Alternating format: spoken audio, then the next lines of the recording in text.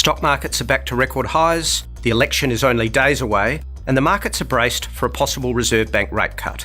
May is building as a critical month for the economy and an epic endgame to a complex plot.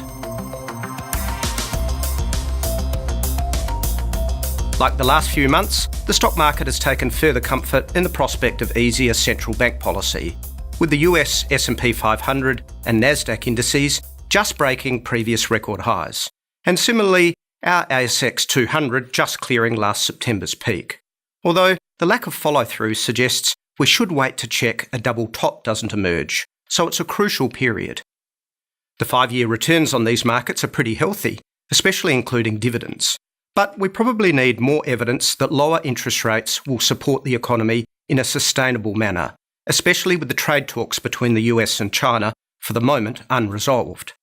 A breakthrough on trade may be the critical factor to push stocks, risk appetite, and business confidence over the hill.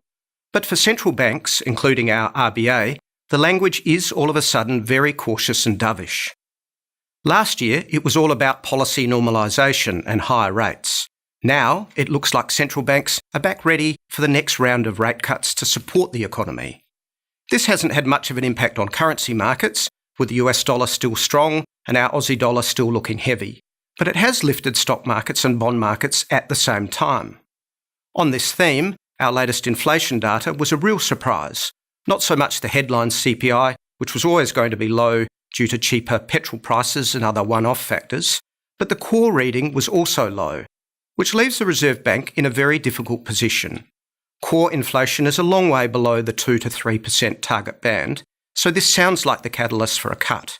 But the RBA has been pretty clear that they wouldn't need to cut rates unless unemployment started to rise, which hasn't started yet.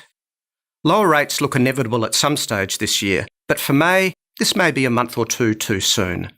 The RBA has acted on monetary policy going through an election campaign before, for example in 2007, but may prefer to see 1 or 2 more monthly job reports before making this call. Beyond low inflation and the ongoing decline in property prices across Australia, there is some good news.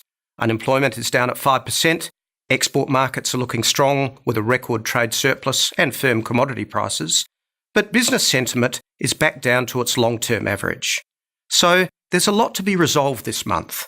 The RBA decision, jobs and wages data mid-month, the federal election on the 18th, and perhaps the US-China trade dispute. Consumer and business confidence will be glued to the screen. And if we do get an RBA rate cut, will that mark the end of the property downturn? Until next month, that's the market update from Bendigo Bank.